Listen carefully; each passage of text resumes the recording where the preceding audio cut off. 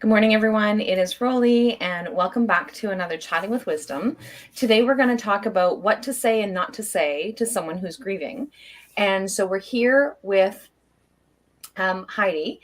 And so, Heidi is an international best-selling author and certified grief educator. Heidi Dunstan has a passion to help others learn about grief and how to support others who are grieving. Her experience came firsthand after losing her husband unexpectedly in 2018. Dealing with loved ones saying the wrong things or completely disappearing showed her that many people have never learned how to grieve. Heidi believes that grief is love and it should never be done alone. She teaches people what to say and not to say to grievers, giving them the tools to lean into grief so that we can all grieve with grace. I love that. I absolutely love that because you're so right. So many people have the best intentions and have no clue what it is to say, don't they? They do. It isn't because they're being malicious or they have ill intent. It's an awkward conversation, and we never have been taught how to move through it. And so I'm finding now more than ever that people want to do it differently. They just don't know how.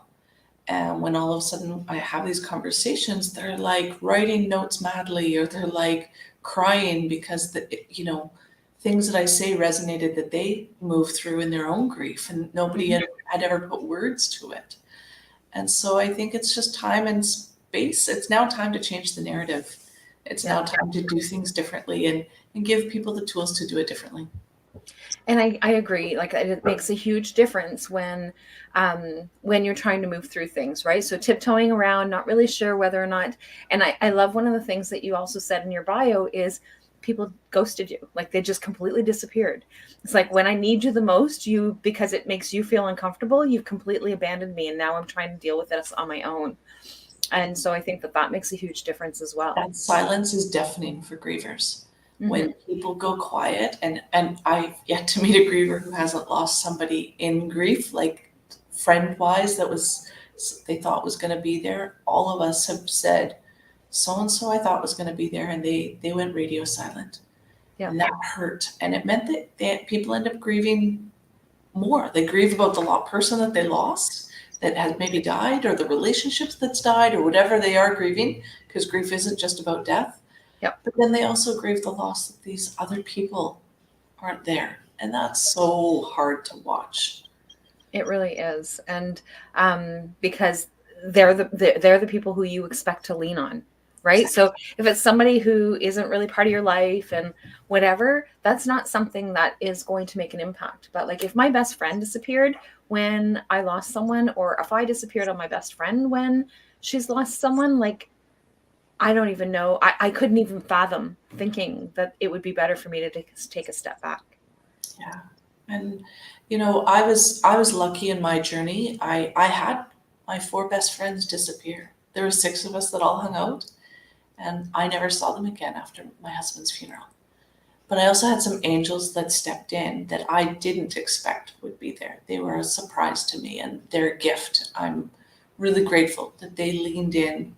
They had the courage to lean in and support me. And why I call my program Lean Into Grief is because those moments when you feel like you should walk away, that it's awkward or back away, those are the moments that you're meant to lean in.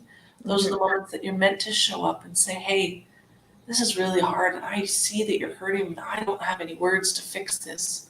I can't fix this. I can't bring your person back. I can't, but I don't want you to be alone. Yeah. And it makes a huge difference. And we see that in families all the time. That you've got like a group of siblings, and then because you're making reference to your 4 best friends, but like it happens within family members as well, right? They don't know how to cope with it. They don't know how to deal with it.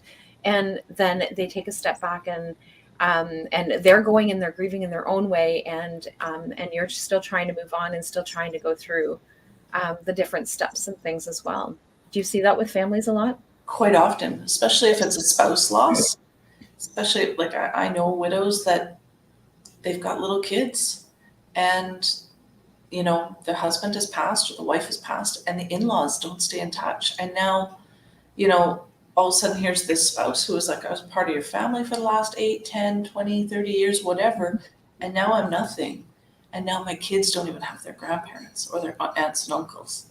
And that's like, wow, like it's really hard. And the hard part too is that I truly believe grief is as individuals our fingerprint. None of us move through grief the same. Yep. We have some similarities. There are some common themes, but none of us go through it the same. And so it is really hard to grieve together because we are a culture that one doesn't do pain very well. Mhm. But we also, we judge pain.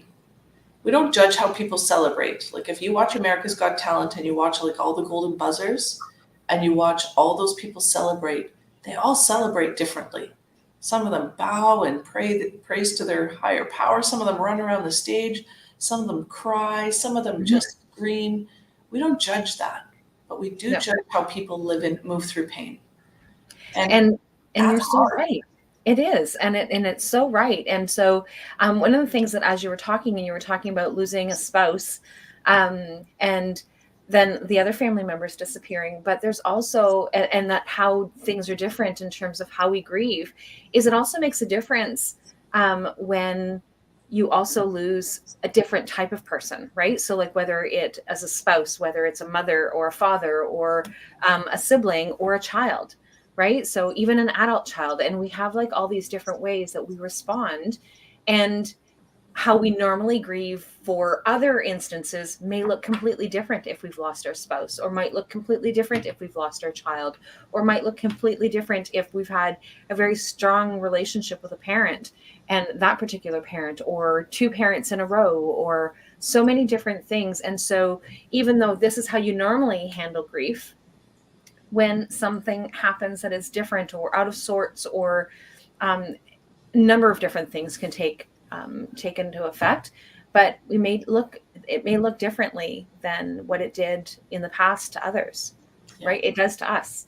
It does, yeah. And the relationship with how you've had that loss does make a difference, and where you are in life, what tools you have in your toolbox to move through things, and even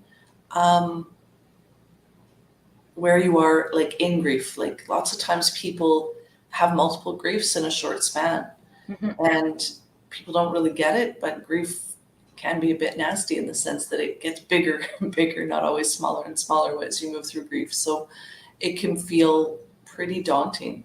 And because we live in this pain adverse culture, a lot of people start to back away. Oh, look at, they just need some time alone.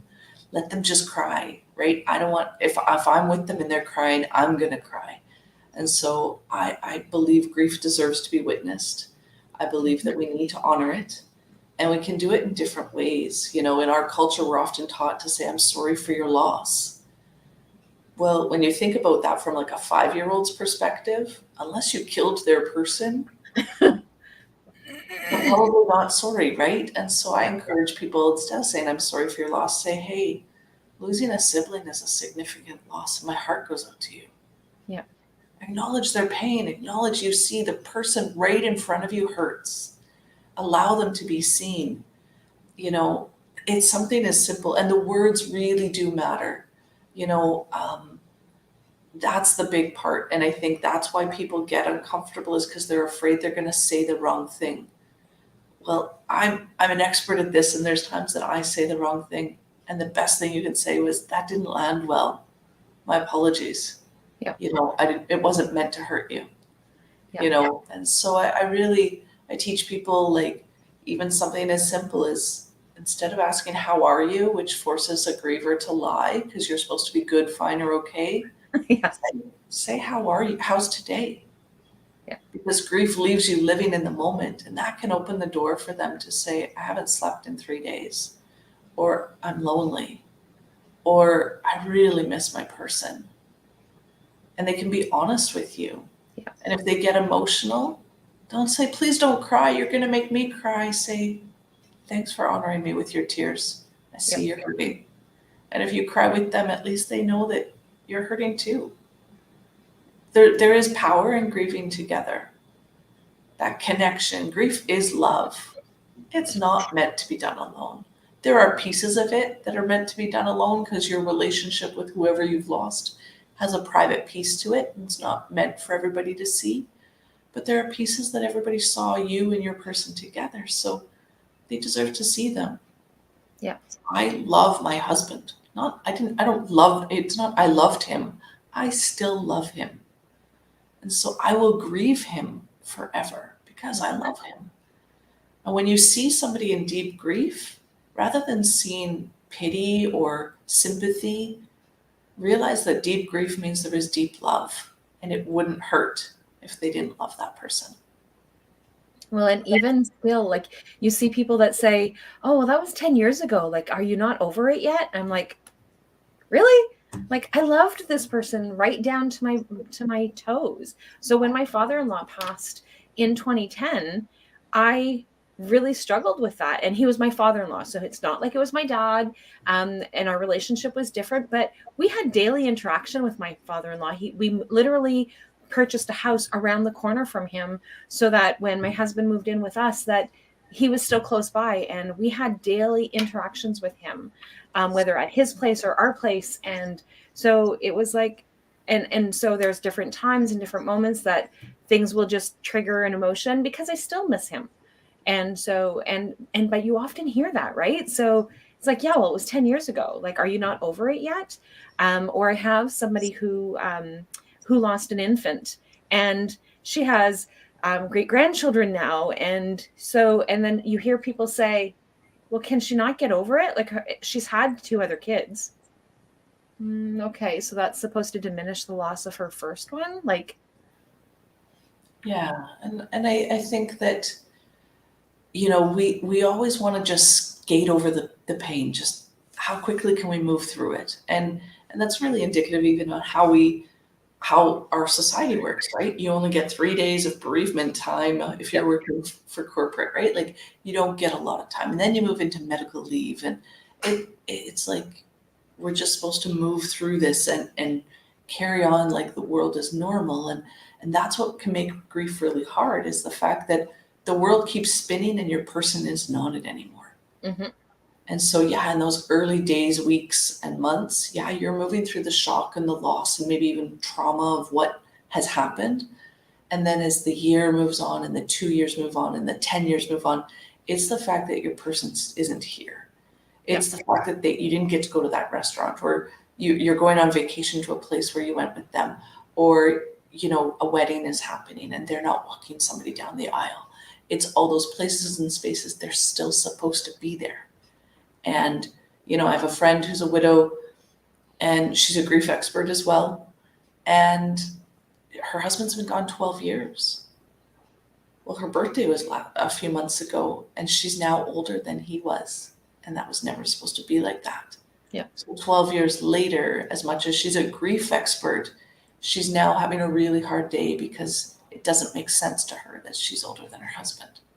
Yeah. And that's how grief works. There is no timeline. There's no, oh, your 3 days of bereavement are over, you should be done grieving. It doesn't work like that. Yeah. And it can't be scheduled. Let me tell you, I tried to schedule grief. It did not work. I tried. I am all about the calendar, Rollie. I was like, hey, here's my 2 hours. Grief's going to fit in there. And it's like, right? Yeah. And they're like, it's going to hit you at the grocery store, lady. And there I am, like, abandoning my cart because I don't need to buy milk anymore because my husband drank 4 liters of milk every 2 days. Yeah. Right. And I learned the grocery store is like a landmine for grievers. I used to think people just forgot their wallets when you see those half full carts in the middle of the aisle and nobody's there. I thought it was, somebody realized they forgot their wallet, until I lost my husband and I realized, no, somebody didn't need to buy Oreos anymore, and that knocked them down to their knees. Yep. And it really does make that difference. And like you said, like that whole, I know that we were driving by, and I don't even know what it was. Like, I don't remember now what vehicle it was or what it was. And so we're driving along, my husband and I, and this is shortly after his dad had passed. And I don't know, it was a week, 2 weeks later, like maybe even a month. I don't remember now what it was, but we were driving along and this truck that said something on the side of the truck triggered a memory that brought me back to his dad. And he's like, what's the matter? Are you okay? And so then I told him what was going on and why I was feeling, And he's like, you got that from a truck, right? So, and it's those things that they just come out of the blue and you have no clue that that's something that is going to do things. Yeah. May I ask your father-in-law's name? His name was Vern. Oh, very good. And thank you for sharing. Like, I think that's the cool part about loss is when we hear these stories, like the fact that you had your father-in-law live around the corner and that you were always interacting with him, we get to see pieces of the people right in front of us. Like I get to see a piece of you going, wow, lots of people would be like, oh, I'm going to see my monster laws, right? And you're like, no, I want him next door. Like he's important to me and he's important to our family. And so you get to see some really cool character traits and get to see how people are. And so something as simple as asking somebody's name can make a difference, right? Especially if you don't know them.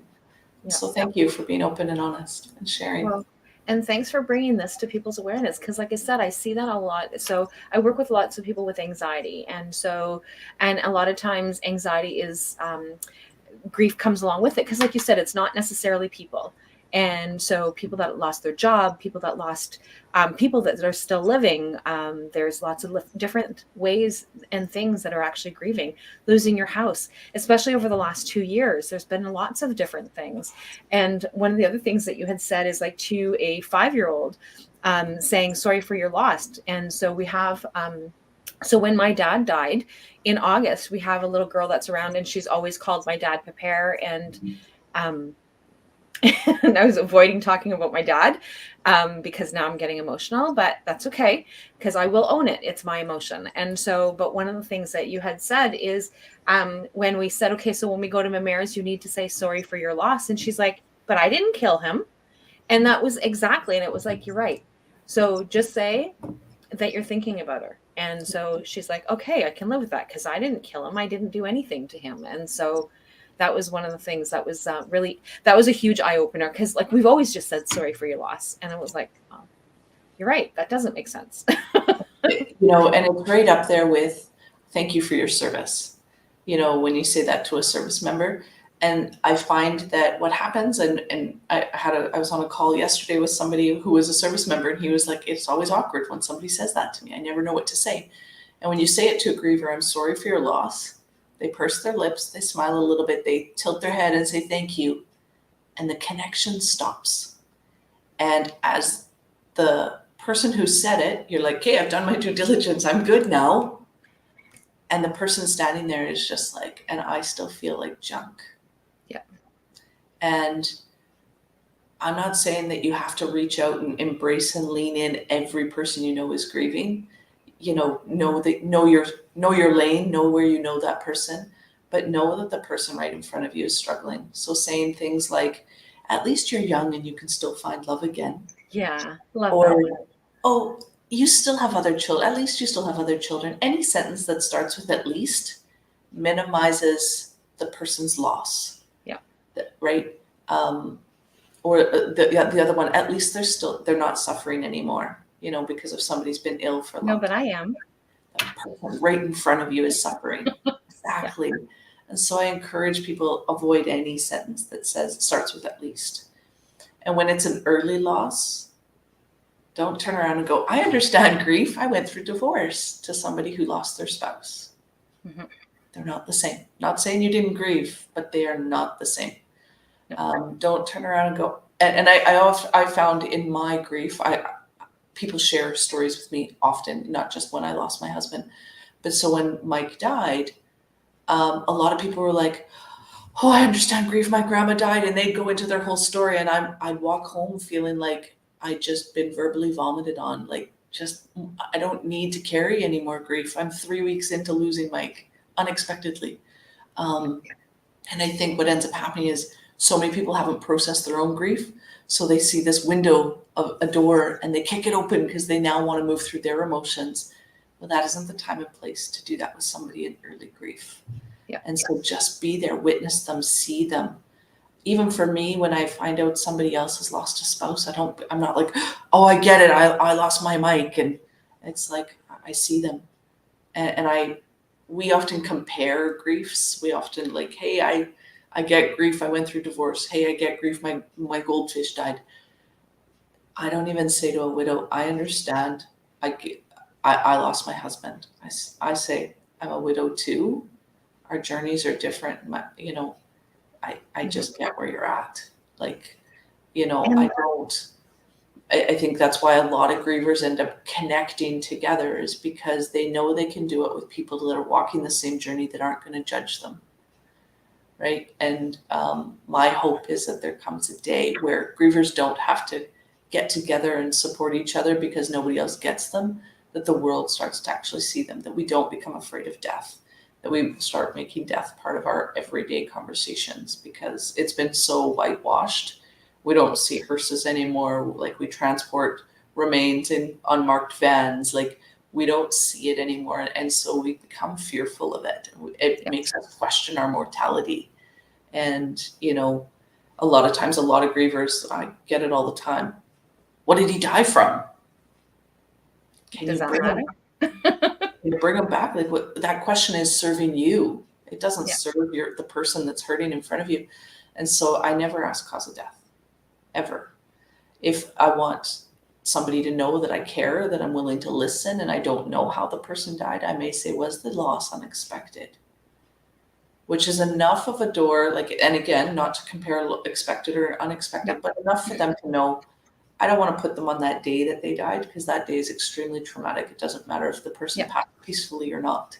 But I often will say, was it an unexpected loss? And if they want to open up, that's usually when they do. Yeah. And if they don't, they'll say yes or no. Yeah, exactly. It's a yes or no. And it's like, no, it wasn't. And I'm like, just know that I'm thinking about you, and I'm here if you ever want to share. But it's not expected. I also had a fireman. My husband was a fireman, and I saw this gentleman about 9 months after my husband passed. We were at a dinner that was honoring all the firemen that had passed that year. And he said to me, he knew that I was a widow, and he didn't know who the spouse was. And I said, it was Mike Wilson. And he just said, he's like, I saw him like a week before he died. And he's like, he was so happy, and he was so healthy, and he was telling me how much he loved you. And he's like, and then a week later, I got an email that he was gone. And he's like, may I ask what happened? Not tell me what the cause of death was. Yeah. May I ask what happened?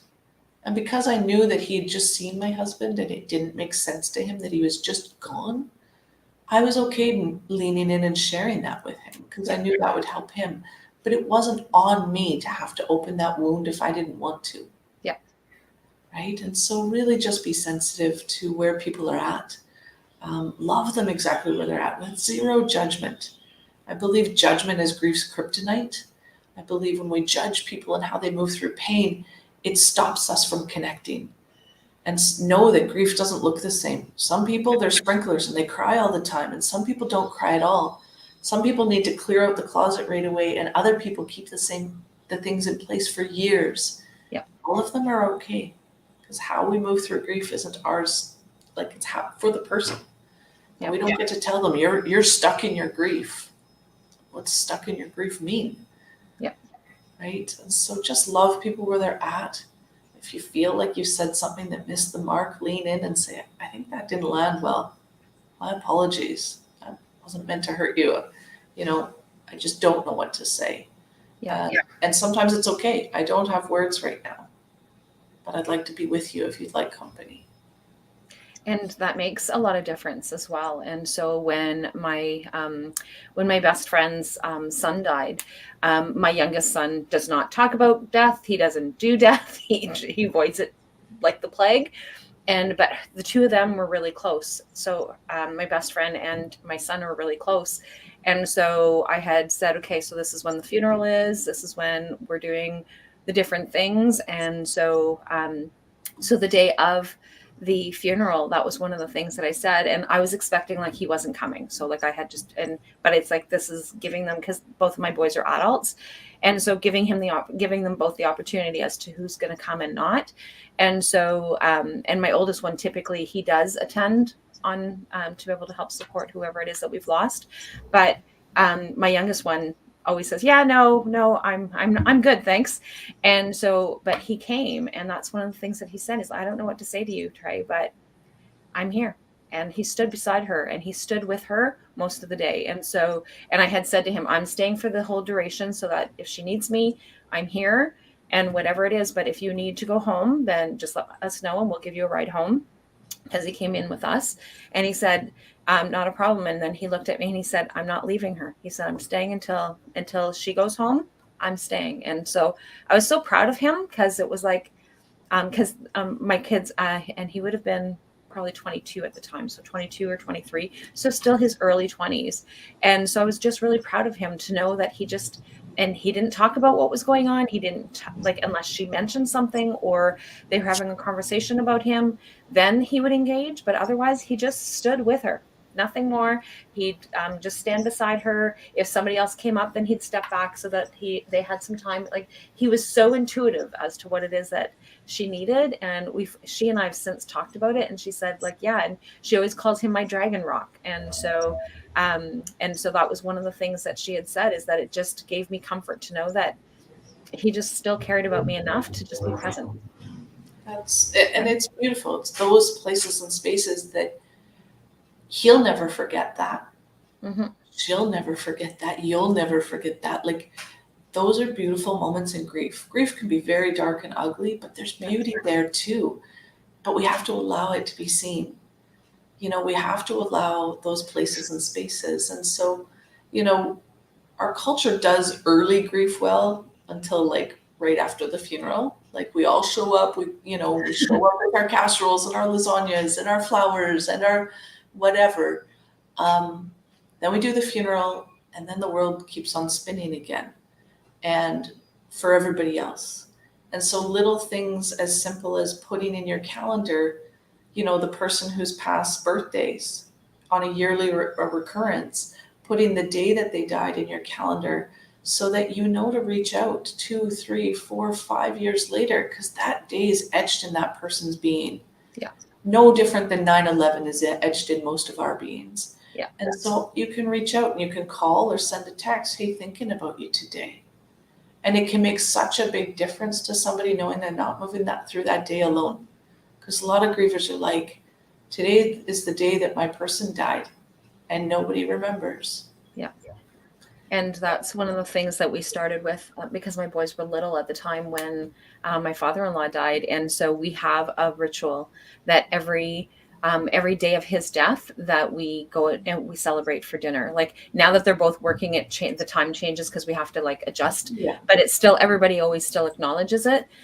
And so and then we also celebrate his birthday. So those are the 2 days that twice a year we all get together, and and whether we talk about him or not, that depends on what it is, but we always have that opportunity. And so 1 year things were just really busy, and it's in my calendar already, but I didn't get a chance to like reach out to the boys and say, okay, so this is it's on a Thursday, but so like, and Sundays are usually when we do dinner things, because my one son isn't available on just that one day, or is available on just that one day. And so we reached out to him, so he reached out to me and said, hey, so January 25th is coming up. So like, what are we doing for grandpa's celebration? And it was like, wow, this is amazing. Right. So like, it's part of your ritual. It's part of, right. It's not just, we've got to do this. We've got to do this. And the reality is, so many of us don't worry that the memory of our person is going to just slip away. And when we find those places and spaces where we can honor our person, or we can hold legacies, it can make such a big difference in grieving. It does. Right? And when we can do it together, it is really beautiful. And those are some of the beautiful parts of grief. And so as long as you're willing to lean in, I guarantee you're going to be able to see them. And that's where the grace comes in. And it really does make a difference when and like you said, there's no right way or wrong way of doing it.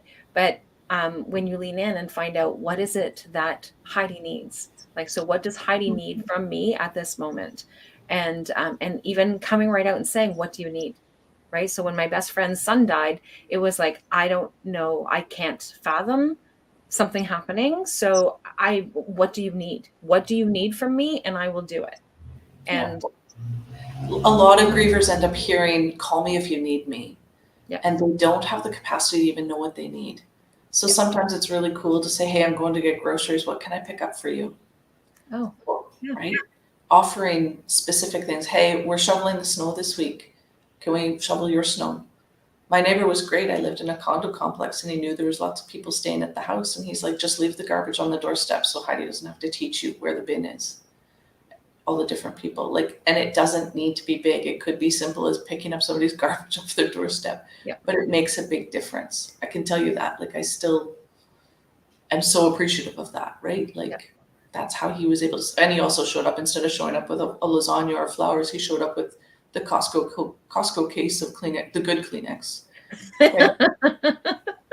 Beautiful. I would have never thought of that, right? Yeah, right. Like, that's a good gift. And I mean, I've got a pretty good sense of humor. And so, yeah, we had a good laugh, right? It was just a way to think of things a little bit differently. And so know that even if you're far away, like if you're not in the same city or the same country, you can send a book, you can look up Facebook groups to say, hey, you could do this, or I'd love to be able to create an in loving memory page of your person. So we have a place where all the memories are. There's places and spaces that you can do that even when you're far away and still hold impact. So yeah, it makes a huge difference. And so and there are so many different ways, and even things today that I've learned, that because I'm not afraid of talking about death in any capacity. Does it tear me up? Absolutely. And it doesn't matter if I even know the person, depending on the circumstances and what's going on, I will have that emotional response. And so, but it's whatever it is that we need to be able to do, or whatever it is that we can do. And like you said, like asking something specific, right? So what is it that you need? And what's really funny is, and it's not funny, but I guess it is kind of, but so my best friend, she has like another friend that she grew up with as well, that is a best friend. And so what's really ironic is that the two of us tend to show up at different, like at the same time. And it's like, oh, well, I was just thinking about you today. And so we just showed up. We just thought that it would be good. And so it's just that being in sync and just showing up. It's like, so when my girlfriend's doesn't reach out to me for 3 or 4 days, then I just show up with coffee. Yeah. Right. So haven't heard from you.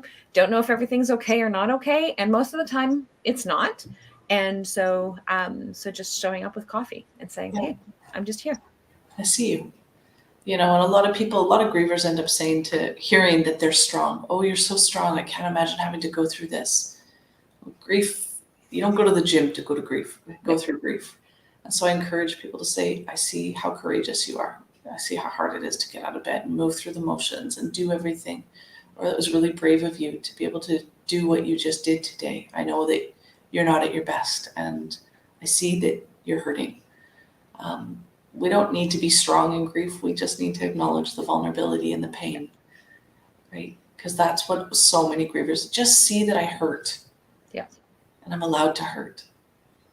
And that I don't need to feel bad about it, right? Yeah. So I don't need to feel bad about it. And like you said, if you show up and they're crying, well, then if that makes you feel uncomfortable, then just cry with them. Like, it really, whatever it is that you need to do, or breathe through it, or just sit through it, because they're sitting in it, right? So I had a gentleman, probably it was about 11 months after Mike died, and we were out for lunch, and I was anticipating, I lost my husband at Christmas time, and I had a really hard cry, just sitting, tears in my soup, and he just sat there and let me cry. Yeah. He's like, I see you need to let these tears go, so let them go. Yeah. And he thanked me. It was beautiful. You know, it really is. And so, and just being able to just be present. And so, and that means for ourselves as well as for someone else. And so that's beautiful. So now you've been talking about this lean on me, or lean into grief. Into grief. So lean into grief. So is that a program that you offer? Not currently. I often run clubhouse rooms. I do have a free masterclass that I run called Lean Into Grief, What to Say and Not to Say to Somebody Who's Grieving. Really right now for me, Rollie, I'm building an audience. I'm building the message, and because I'm basing it on my experience and the people that I've learned around, I'm really trying to make sure that that message lands for as many people as possible. So I'm not selling a program. I am writing currently a book on legacy. But my hope is really to start changing that narrative. And in the next year, some programs will run out, but I want to make sure that that program is comprehensive enough and lands for most people. Yes, beautiful. And I love that message, right? So I just want to be able to reach out to as many people as possible. So for those of you who are listening, please share this out because it is extremely important, and watch for Heidi's book because it will definitely be something that will be I love, and like I said, I loved some of the things, and I'm not uncomfortable with grief, and so I openly speak about it. But yet, there's been some things that it was like, oh, I never even thought about that. Oh, yeah, like that makes sense, right? So like that's beautiful because it just gives you that other way of doing it. Or you have somebody who has a senior who's passed, and it's like, well, they've lived a long life. Okay, and that's going to take away my pain. How? Yeah. Right? So yeah. Well, and I think even with COVID, people say, oh, they died of COVID. Well, so did millions of others. Yeah. It doesn't matter, right? We don't get to minimize grief. It's still really important to the people that have been left behind. Yeah, and it's beautiful. And so thank you so much for sharing. And is there anything else that you wanted to share before we head out? No, thank you so much for having me. This has been a beautiful conversation. I really hope that people are able to share it with others because I've yet to find anybody who's immune to death, which means that we all will be impacted by grief. So I really do hope that we can teach each other how to grieve with some grace. Beautiful. And thank you so much for sharing about Mike. And I honor you for and witness you. Thank you. I appreciate that. So we will chat with everyone next week, and have a fabulous week, everyone.